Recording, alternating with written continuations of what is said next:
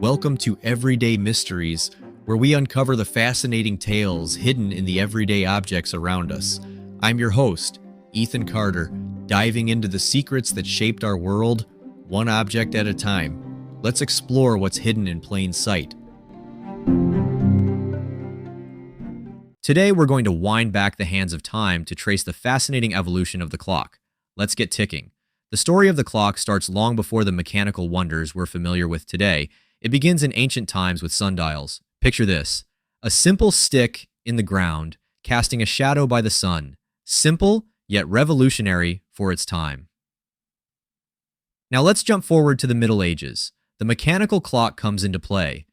These weren't just timekeepers. They were massive, intricate machines located in the hearts of towns, in the towering belfries of churches and town halls.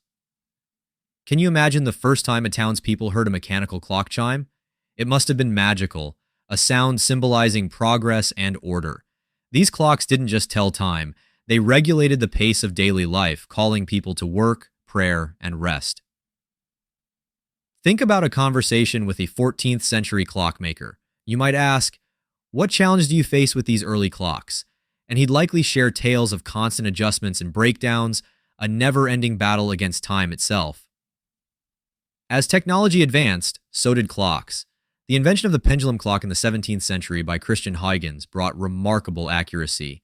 And then came the 20th century with the electric and atomic clocks, making losing a second almost a thing of the past.